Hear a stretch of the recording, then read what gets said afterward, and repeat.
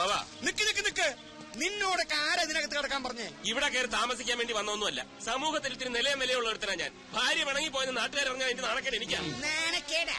അങ്ങനെയൊന്നും ഉണ്ടോ നിനക്ക്? അതൊക്കെ ഓരോ പോക്കിരിത്തരങ്ങൾ കാണിച്ചു കൂട്ടുമ്പോ ആലോചിക്കണമായിരുന്നു. ഒരു പോക്കൃത്തരവും ഞാൻ കാണിച്ചിട്ടില്ല. രഞ്ജു എന്റെ ഭാര്യയാണ്.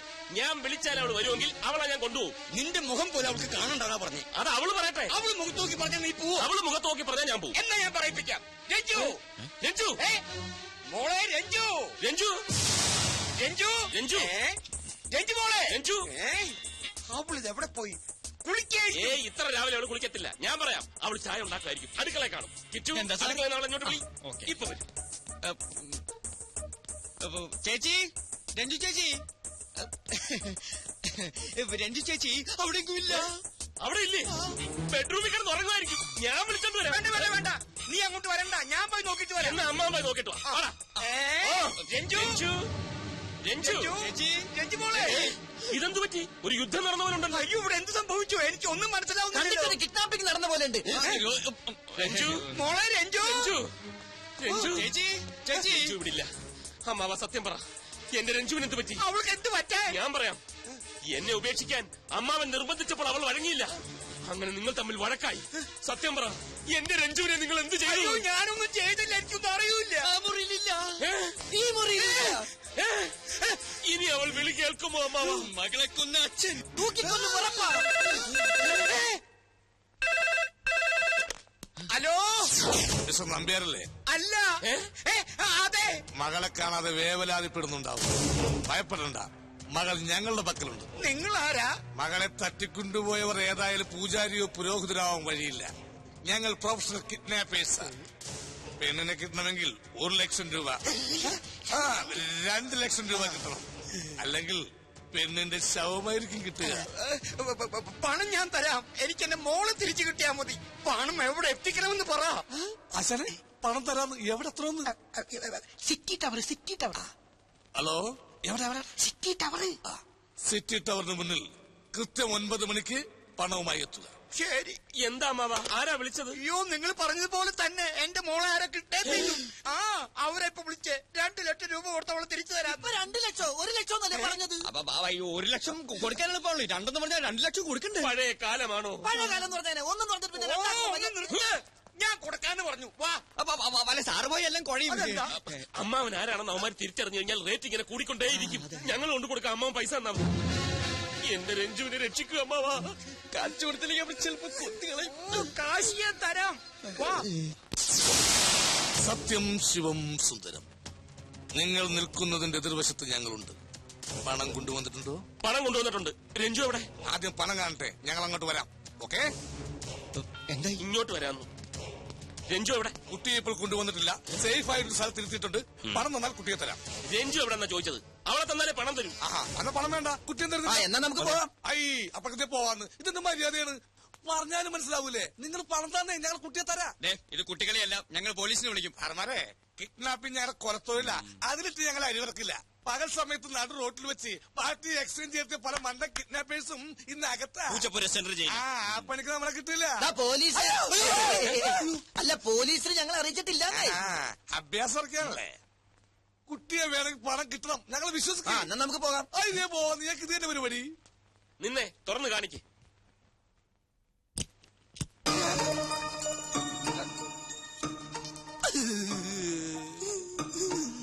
എന്തു പറ്റി? കൊടു. ഞങ്ങൾ ഇനി എന്താ ചെയ്യേണ്ടത്? എന്തോ ഞങ്ങൾ ഇനി എന്താ ചെയ്യണ്ടേന്ന്? എങ്ങനെ? ഞങ്ങൾ ഇനി എന്താ ചെയ്യേണ്ടതെന്ന്? Follow me, follow me.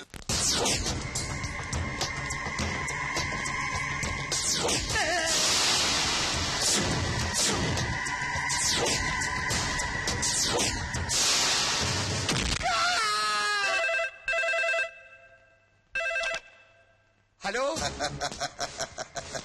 മോളെ കാണാൻ തിടുക്കമായല്ലേ? മോൾക്കൊന്നും സംഭവിച്ചിട്ടില്ല. ഞങ്ങളുടെ കൈവശം തന്നെയുണ്ട്. നിങ്ങൾക്ക് ഇനി എന്താ വേണ്ടത്? പണം കിട്ടിയില്ലേ? ഇനിയെങ്കിലും എന്റെ മോളെ വിട്ടതാ. പണം കിട്ടിയെന്നോ? ഏത് പണം? 5 ലക്ഷം രൂപ ഉടനെ കിട്ടണം. 5 ലക്ഷോ? 2 ലക്ഷം രൂപയല്ലേ നിങ്ങൾ ചോദിച്ചേ? അത് തന്നില്ലേ? ആർക്ക് തന്നു? ഞങ്ങൾക്ക് തന്നില്ലല്ലോ. ഇത് വേറെ ഗ്യാങ്ങാ. പെണ്ണിപ്പൊ ഞങ്ങളുടെ കസ്റ്റഡിയിലാ.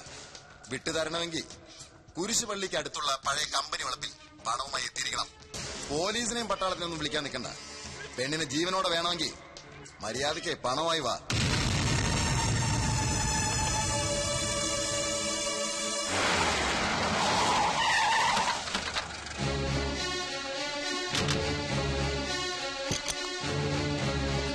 നമ്പ്യാർ സാറേ, നമ്മുടെ രഞ്ജുമോൾ ആകെ കുഴഞ്ഞിടോ.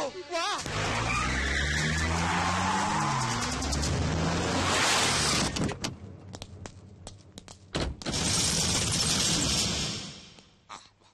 വെള്ളമാണ്, തെറ്റി വീഴരുത്.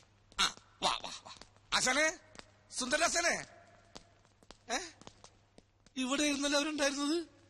ആശാനെ, സുന്ദരാശാനെ, രഞ്ജു, ആശാനെ, രഞ്ജു എവിടാ എന്റെ രഞ്ജു? ഇവിടെയായിരുന്നു സാറിന്റെ ഭാര്യയെ. ഞങ്ങൾ വിശ്വസിക്കും. രഞ്ജു എവിടെന്നാ ചോദിച്ചത്? വേഷം കെട്ട് വേണ്ട, സത്യം പറയടാ. എവിടാ രഞ്ജു? വീണ്ടും പണം തട്ടാനുള്ള അടവാണല്ലേ? സത്യം പറയടാ.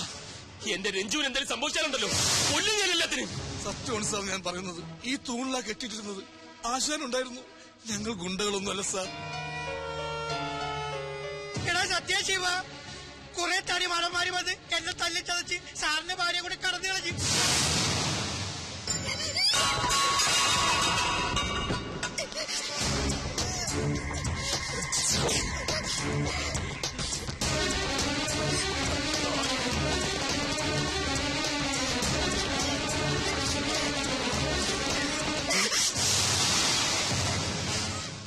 രഞ്ജു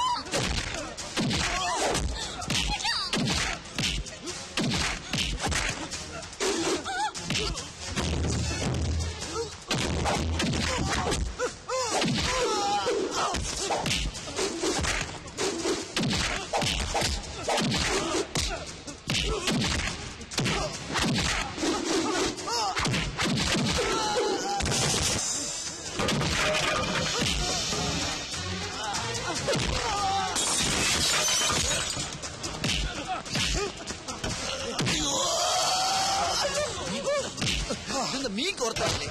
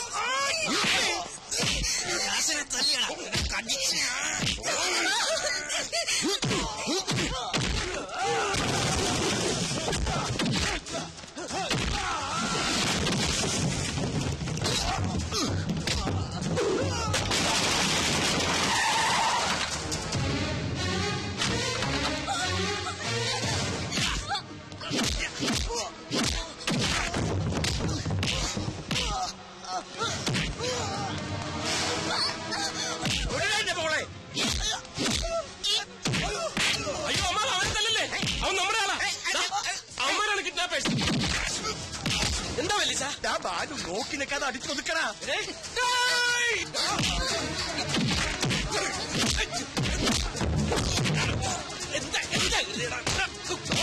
ഞങ്ങളെ വിളിച്ചു വരുത്തിയിട്ട് ആൾക്കാരെയും കൂട്ടി വന്നിരിക്കാനോടാ തല്ലാൻ. ഇവൻ പറഞ്ഞിട്ടാ ഞങ്ങൾ ഈ കളിയൊക്കെ കളിച്ചത്.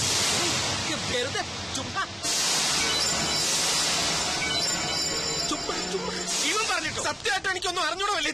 ഇതൊക്കെ അമ്മയുടെ ഒരു കളിയാ. കളിയോ? പെണ്ണിനെ പിടിച്ചു കെട്ടി തന്ന ചോദിക്കുന്ന കാശേരാവെന്ന് പറഞ്ഞ് ഫോൺ നമ്പർ ഒന്ന് താനല്ലേ? നന്ദി കെട്ട വല്യക്കാന്ന് പറഞ്ഞ് മണപ്പിച്ച് നടന്ന് ഇതിനായിരുന്നു അല്ലേ? നിന്നെ ഞാൻ എന്നെ തല്ലരുത്. മനുവിന്റെ കള്ളക്കളി വെളിച്ചത്ത് കൊണ്ടുവരാനാ ഞാൻ ഈ പണിയൊക്കെ ഒപ്പിച്ചത്.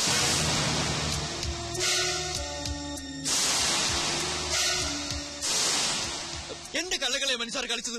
പാവം മനുഷ്യറിനെ കുറിച്ച് എന്തൊക്കെ ഇയാൾ പറഞ്ഞു നടന്നത് അതെല്ലാം രഞ്ജു ചേച്ചി മുതലാളി വിശ്വസിക്കുകയും ചെയ്തു.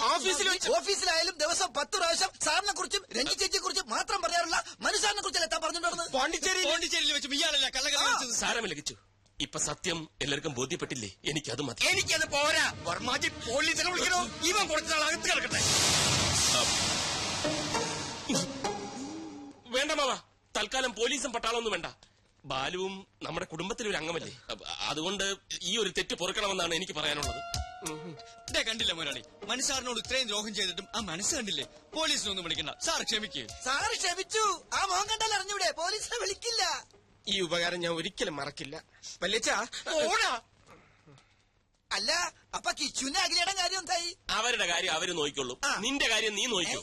ദാ, ഇനി ഞങ്ങളുടെ കാര്യം ഞങ്ങൾ നോക്കിക്കൊള്ളാം. അല്ലേ അമ്മാവാ? അപ്പൊ എല്ലാവർക്കും സന്തോഷമായല്ലോ. അതെങ്ങനെ സന്തോഷവും?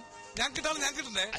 അതിന് ഇവർക്ക് എന്താ കിട്ടാനുള്ളേ? അല്ല, നമ്മുടെ കമ്പനിയിൽ ഒരു ജോലി കൊടുക്കാമെന്ന് ഞാൻ ഇവർക്ക് വാക്ക് കൊടുത്തിരുന്നു. അതപ്പോ പറഞ്ഞു ഞാൻ അറിഞ്ഞില്ല. ഇപ്പൊ അല്ല, അതിന് ഇവർക്ക് എന്ത് പണി അറിയാ? പോക്കറ്റടി പിടിച്ചവരെ ഭവന വേദന. അല്ല, പണി കിട്ടിയില്ലെങ്കിൽ ഇതൊക്കെ പഠിക്കേണ്ടി വരുമെന്ന് പറയുമായിരുന്നു. സമ്മതിക്കും മുതലാളി. മുതലാളി സമ്മതിക്കമ്മാവാ. ഇല്ല. അങ്ങനെ കണ്ണീ കണ്ടവർക്കൊക്കെ പണി കൊടുക്കാൻ എനിക്കെന്ത് അവകാശം?